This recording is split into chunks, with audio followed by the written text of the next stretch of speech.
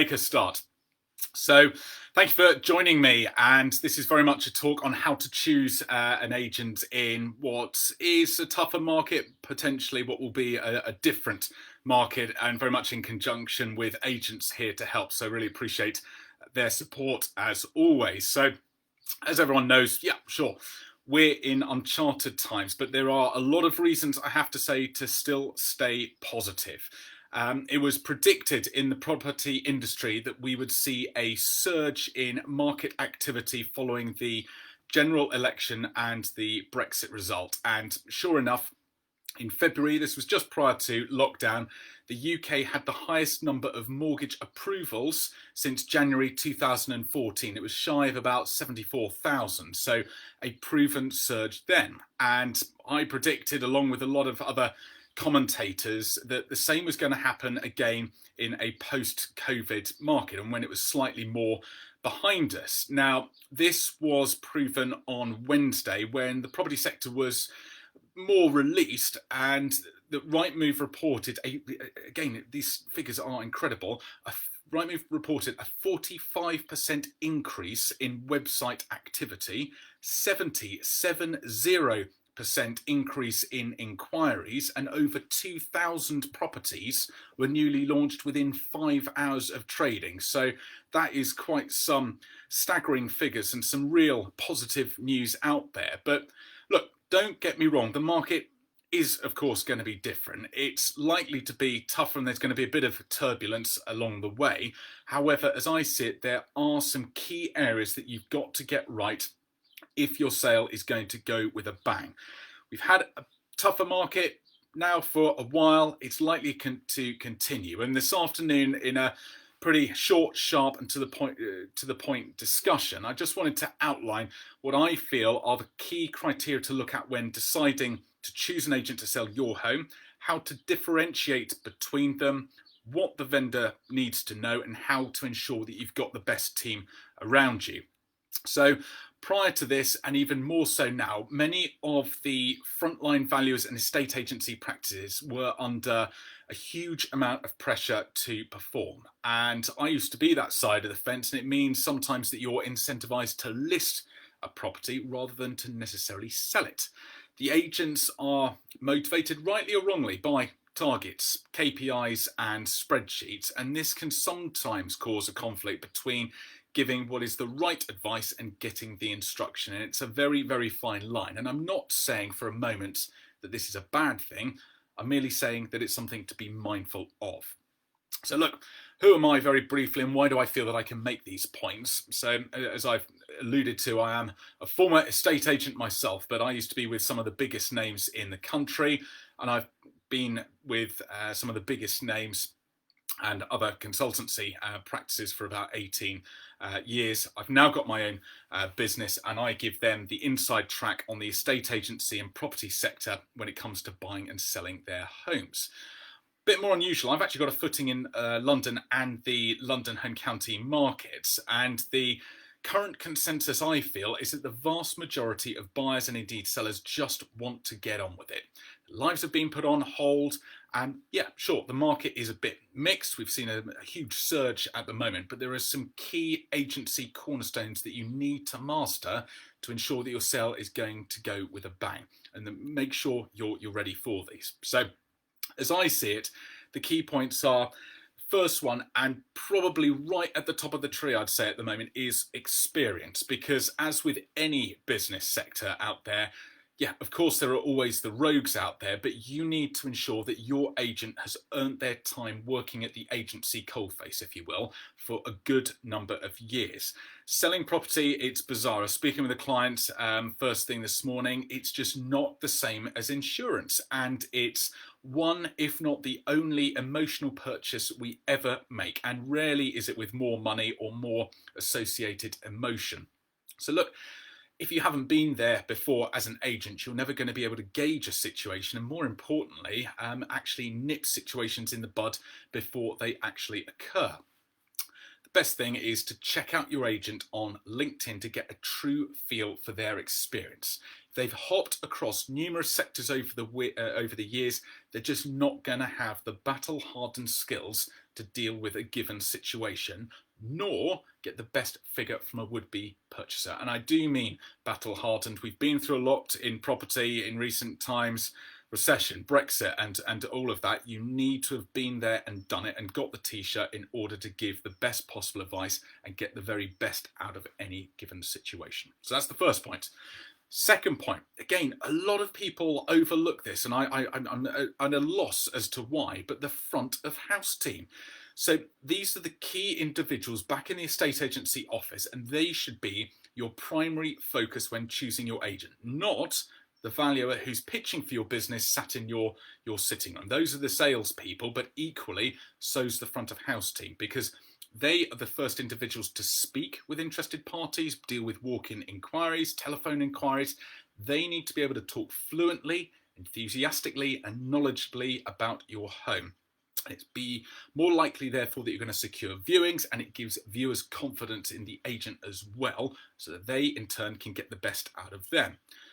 Make sure that you ask those on the front end, the front of house team, to see your home themselves, even if it's virtually, of course, at the moment, before it goes onto the market. Because if they've seen it, as with everything in sales, if you've seen it, you can talk about it more confidently and from a position of strength. Next point on the front of house team is just to also ask, how is your sale going to be handled once you go under offer? And to be clear, selling a property is actually the easy bit. You've got to keep that window from going under offer to exchange as tight as you possibly can. You need a designated sales progressor, as they're called, and again, one who's got the experience. And I like to think of these people like little Yorkshire Terriers, because they go after all the parties, they push them very hard to get the deals over the line, and they never give up. They constantly nip away, and they really are amazing people, but they are worth their weight in gold. And again, make sure you've got a good one on your side. The next point is viewings. So, of course, we're in uncharted times. It's still a movable feast on how best to conduct these, and currently agents, they're not necessarily allowed to accompany unless there's very strict guidelines in place, and the doors need to be all opened up and social distancing in place. So again, it's not what it was. However, prior to lockdown, and we will eventually come back to this, is that I'd always say be wary of agents who can ask you to conduct the vast majority of the viewings, because as I see it, it's slightly a lazy estate agency, and it's not necessarily, again, in your best interests as the vendor. Showing potential buyers around a property is an art, and the most experienced agents know exactly what the viewers are looking for and how to get the best out of them. So one of the little tricks I used to do is that you're showing someone a property, they make an enthused comment about, I don't know, the breakfast kitchen. So what do? You finish the viewing in the breakfast kitchen, so the last thing they actually remember is the breakfast kitchen. It's little things like that. You don't want just a simple door opener. So it's a key but important point. You as the vendor, again, it's different at the moment, sure, but make sure you're not in the background, you're not in earshot, because you want the genuine feedback, and that is so valuable and important. And yep, I agree, virtual viewings are in place, and I am going to come back to these in a moment. As I mentioned at the start, I had a very good question in advance about this, and the virtual viewings, again, we just need to talk through.